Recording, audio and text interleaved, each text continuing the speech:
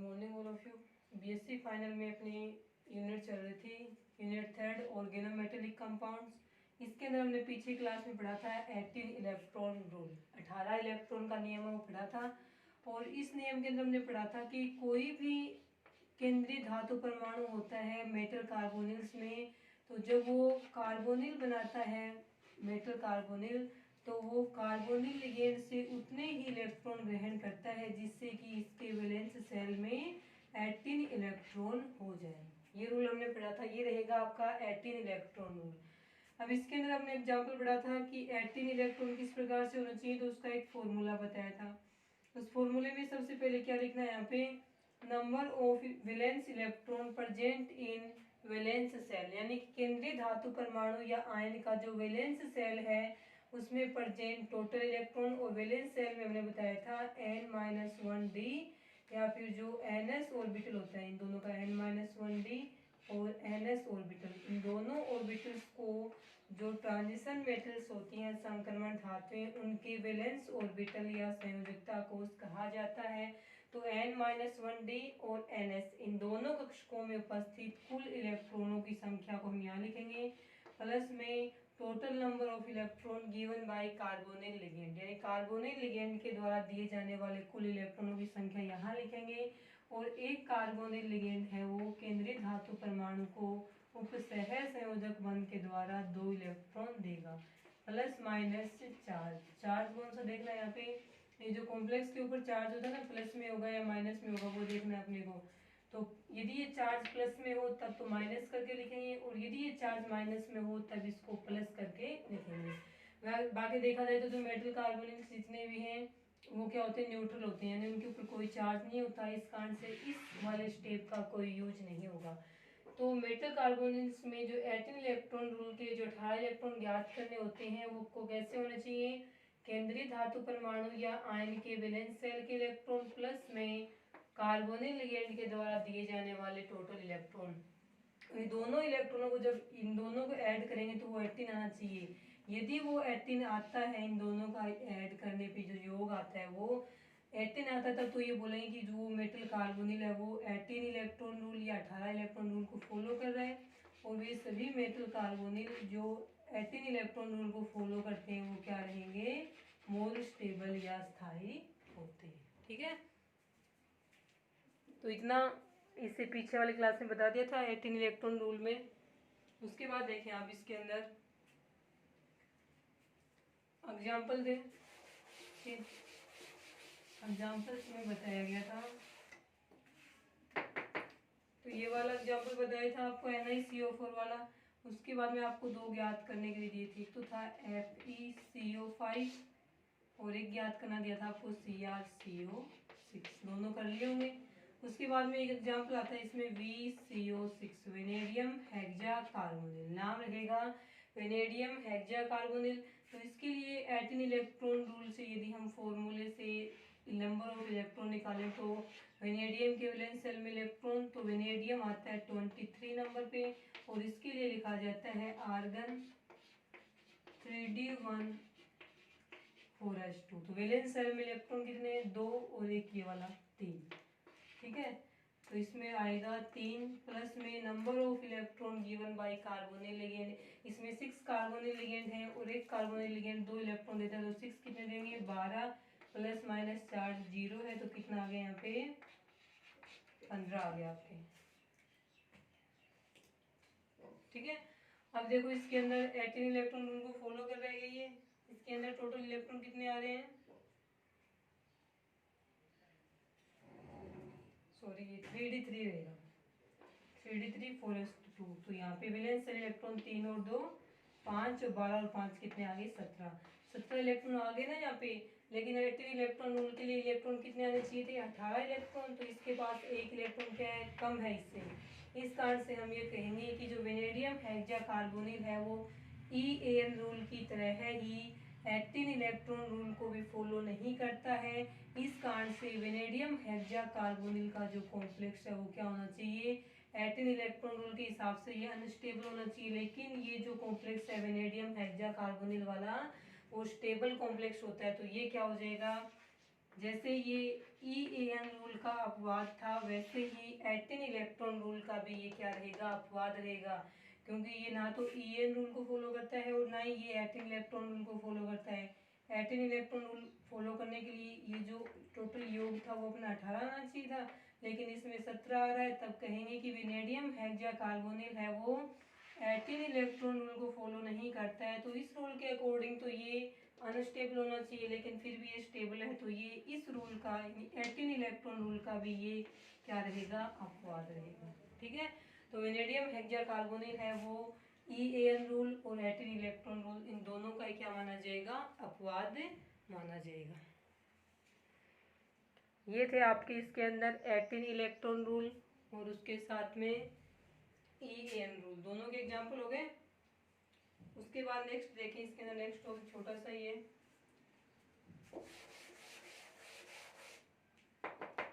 Next में देखें nature of MCO। ठीक है, एक क्वेश्चन पूछा जाता है, क्वेश्चन इस प्रकार से आता है कि धातु कार्बोनिल में MCO बंध की प्रकृति को समझाइए। क्वेश्चन किस प्रकार से आया है आपके, ये क्वेश्चन का प्रकार रहेगा आपके कि धातु कार्बोनिल में MCO बंध की प्रकृति को समझाइए। तो देखिए इसके अंदर क्या रहेगा, मेटल कार्बोनिल्स में धातु और कार्बोनिल लिगेंड के बीच बॉन्ड होता है। M का मतलब क्या है यहाँ पे, M का मतलब रहेगा मेटल। ठीक है, तो धातु कार्बोनिल जो होते हैं ये ऐसे वाले MCO अक्ष, यानी यहाँ अक्ष की वैल्यू कुछ भी हो सकती है, ये मेटल है और ये कार्बोनिल लिगेंड है। तो मेटल कार्बोनिल्स में या धातु कार्बोनिलों में धातु परमाणु और कार्बोनिल लिगेंड के कार्बन परमाणु, इनके बीच का जो बॉन्ड है इसको बोलेंगे MCO बॉन्ड। MCO बॉन्ड, अब इस बॉन्ड की नेचर कैसी है वो हमें यहाँ पे पढ़नी है। तो इसमें पूछा जाएगा कि जो मेटल कार्बोनिल्स हैं उसके अंदर ये बोला जाता है कि कार्बोनिल लिगेंड की तरह कार्य करते हैं, इस कारण से इलेक्ट्रॉन क्या होंगे, डोनर होंगे, इलेक्ट्रॉन डोनर होंगे। केंद्रीय धातु परमाणु है वो कोऑर्डिनेशन बॉन्ड के द्वारा कार्बोनिल लिगेंड से इलेक्ट्रॉन लेती है, तो ये क्या रहेगी, इलेक्ट्रॉन एक्सेप्टर रहेगी। तो इसमें बोला जाएगा सबसे पहले कि मेटल कार्बोनिल्स में कार्बोनिल लिगेंड इलेक्ट्रॉन दाता की तरह कार्य करते हैं, व्यवहार करते हैं, तथा केंद्रीय धातु परमाणु है वो इलेक्ट्रॉन ग्राही की तरह व्यवहार करते हैं। इस कारण से मेटल कार्बोनिल बनते समय कार्बोनिल लिगेंड से इलेक्ट्रॉन उपसह संयोजक बंध के द्वारा धातु परमाणु की तरफ आते हैं। तो इस कारण से धातु और कार्बोनिल लिगेंड के बीच में जो बॉन्ड बनेगा वो कैसा बॉन्ड होगा, सिग्मा बॉन्ड होगा। कोऑर्डिनेशन बॉन्ड है वो हमेशा ही कैसा होता है, सिग्मा बॉन्ड होता है। उसके बाद में है कि यदि धातु कार्बोनिल में मेटल और कार्बोनिल लिगेंड के बीच में केवल और केवल सिग्मा बॉन्ड हो, तो ये बॉन्ड तो क्या होना चाहिए, वीक होना चाहिए, एक ही बॉन्ड होता है। ये बॉन्ड वीक होगा तो ये वीक बॉन्ड आसानी से टूट जाएगा, इसका मतलब है धातु कार्बोनिल है वो क्या हो जाएंगे, वियोजित हो जाएंगे, टूट जाएंगे, और वो कैसे हो जाएंगे, अस्थायी या अनस्टेबल है वो बन जाएंगे। लेकिन जो मेटल कार्बोनिल्स होते हैं वो वास्तव में स्थायी प्रकृति के होते हैं, तो अकेले इस सिग्मा बॉन्ड के कारण तो स्थायी प्रकृति के होते नहीं है। तो क्या होता है इसके अंदर, फिर इनकी जो ये प्रकृति है कि मेटल कार्बोनिल इतने अधिक स्थायी क्यों होते हैं, इसकी व्याख्या करने के लिए मेटल कार्बोनिल यानी मेटल और कार्बोनिल लिगेंड के बीच का जो बॉन्ड है उसकी प्रकृति की व्याख्या की गई, किस प्रकार का है। फिर बाद में बताया गया कि ये जो बॉन्ड है धातु परमाणु और कार्बोनिल लिगेंड के बीच में वो केवल अकेला सिग्मा बॉन्ड नहीं होता, इसके साथ में क्या होता है, पाई बॉन्ड भी होता है। अब वो पाई बॉन्ड किस प्रकार से बनता है वो हमें यहाँ पे पढ़ना है। ठीक है,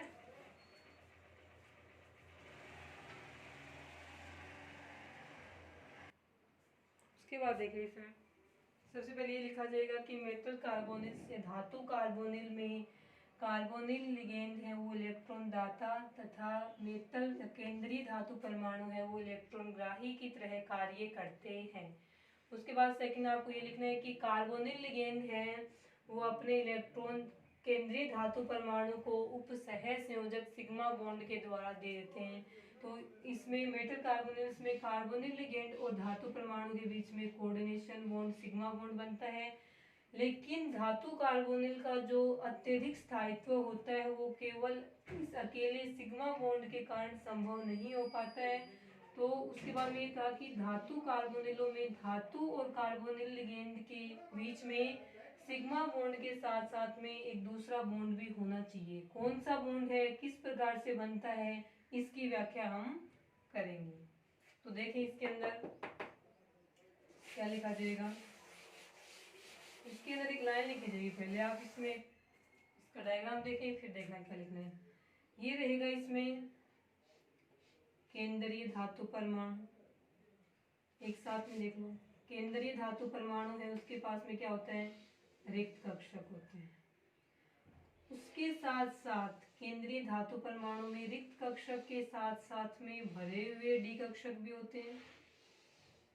ठीक है, भरे हुए उनको हम इस प्रकार से शो कर देंगे कि ये केंद्रीय धातु परमाणु के भरे हुए डी कक्षक है। ठीक है, यहाँ पे आएगा कार्बोनिल लिगेंड। तो कार्बोनिल लिगेंड के लिए, कार्बोनिल लिगेंड के अंदर कार्बन और ऑक्सीजन दोनों ही डोनर एटम की तरह कार्य कर सकते हैं, क्योंकि दोनों के ऊपर क्या होते हैं, लोन पेयर होते हैं। लेकिन धातु कार्बोनिल के अंदर जो कार्बोनिल लिगेंड है उसमें कार्बन और डोनर एटम की तरह कार्य करता है। क्यों, ये बात एक नंबर में ये पूछना जाता है कि जो कार्बोनिल लिगेंड है उसमें डोनर एटम कौन सा है। तो वैसे कार्बन के ऊपर एक लोन पेयर और ऑक्सीजन में 2 लोन पेयर मिलते हैं, तो दोनों ही डोनर एटम की तरह कार्य कर सकते हैं। लेकिन कार्बन की ईएन है वो क्या होती है, ऑक्सीजन से कम होती है।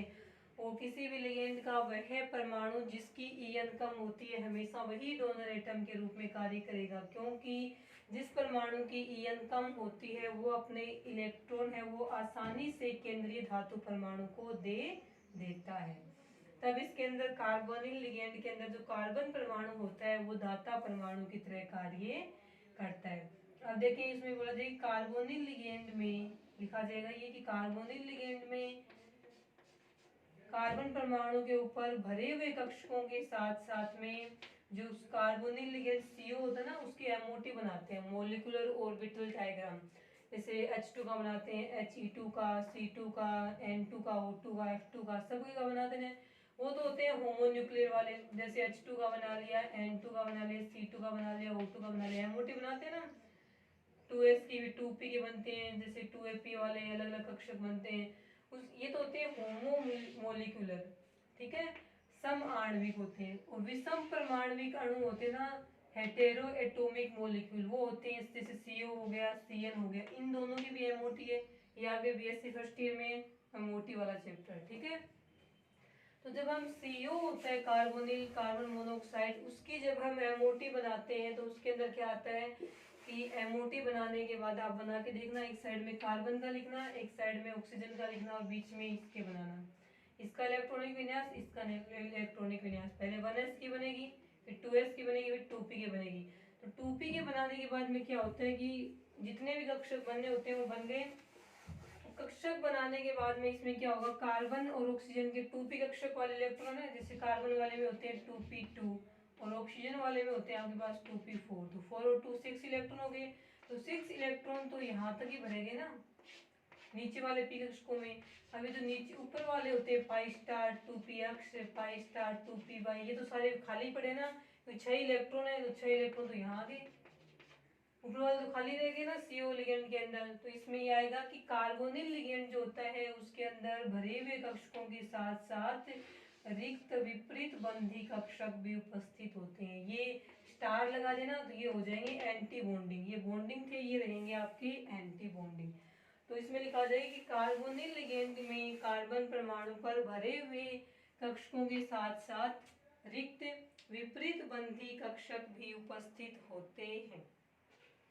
इतना लिखने के बाद इसमें आएगा कि प्रारंभ में कार्बोनिल लिगेंड के कार्बन परमाणु के भरे हुए कक्षकों से इलेक्ट्रॉन धातु परमाणु के रिक्त कक्षकों में जाते हैं, जिससे मेटल और कार्बोनिल लिगेंड के मध्य सिग्मा बॉन्ड का निर्माण हो जाता है। बन गया सिग्मा बॉन्ड। अब ये कार्बन इलेक्ट्रॉन दे रहा तो ये इलेक्ट्रॉन डोनर हो गया और ये इलेक्ट्रॉन एक्सेप्टर हो गया, इलेक्ट्रॉन दाता इलेक्ट्रॉन ग्राही।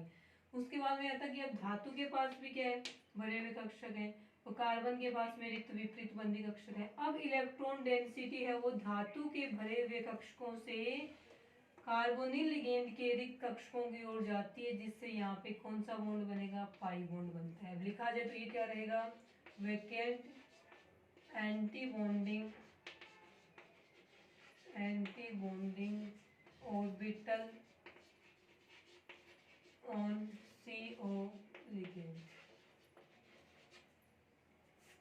इसमें आएगा ये, ऊपर वाली हेडिंग तो लिख ली होगी आपने, नेचर ऑफ MCO। ये रहेंगे इसके अंदर फिल्ड d ऑर्बिटल्स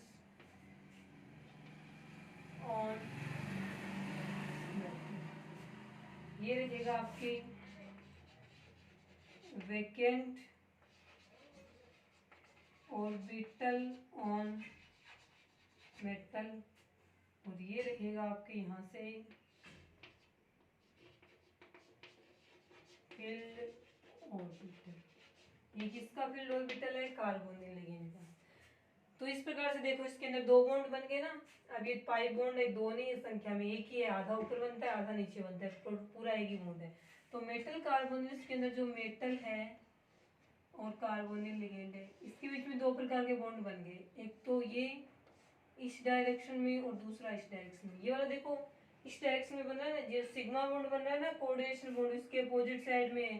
तो ये वाला तो है सिग्मा बॉन्ड जिसमें कार्बन से इलेक्ट्रॉन मेटल की तरफ आ रहे हैं, और ये वाला रहेगा पाई बॉन्ड जिसमें मेटल से इलेक्ट्रॉन है वो कार्बोनिल लिगेंड की तरफ जा रहे हैं। तो मेटल कार्बोनिल का जो अधिक स्थायित्व होता है वो किसके कारण से होता है, इन दोनों बॉन्ड के कारण। तो इसमें लिखा जाएगा बाद में कि धातु कार्बोनिलों का अत्यधिक स्थायित्व धातु परमाणु और कार्बोनिल लिगेंड के बीच बनने वाले दो बंध पाई और सिग्मा बॉन्ड के कारण से होता है, और इसमें पाई बॉन्ड है वो सिग्मा बॉन्ड की विपरीत दिशा में बनता है। तो ये बनाया जाएगा डायग्राम, ये रहेगा मोलिकुलर डायग्राम, मोलिकुलर डायग्राम। आणविक कक्षक आरेख बन गया ये आपका मोलिकुलर ऑर्बिटल डायग्राम। ये पूरा बनाना है उसके अंदर, और कॉमन छोटे रूप में हम इस प्रकार से शो कर सकते हैं। तो इसमें लिखा जाएगा कि अत्यधिक स्थायित्व का जो कारण है धातु कार्बोनिलों का, उसको निम्न प्रकार से स्पष्ट किया जा सकता है। उसके बाद हम लिखेंगे कि धातु कार्बोनिल में केंद्रीय धातु परमाणु के पास रिक्त कक्षक के साथ साथ भरे हुए कक्षक भी होते हैं, तथा कार्बोनिल लिगेंड में कार्बन परमाणु पर भरे हुए कक्षक के साथ साथ रिक्त विपरीत बंधी कक्षक भी होते हैं। और ये जो रिक्त विपरीत बंधी कक्षक है ना, वो CO लिगेंड की या CO अणु की जो MOT बनाते हैं उससे आ जाएंगे। ठीक है, तो कार्बोनिल लिगेंड में कार्बन परमाणु के पास भरे हुए कक्षक के साथ साथ रिक्त कक्षक भी होते हैं, इतना लिख लिया। उसके बाद में हम लिखेंगे इसके अंदर कि प्रारंभ में कार्बोनिल लिगेंड के कार्बन परमाणु के भरे हुए कक्षक से इलेक्ट्रॉन घनत्व धातु परमाणु के रिक्त कक्षक में आता है, जिससे उपसह संयोजक सिग्मा बंध का निर्माण होता है, जिसकी दिशा CO लिगेंड से धातु की तरफ होती है।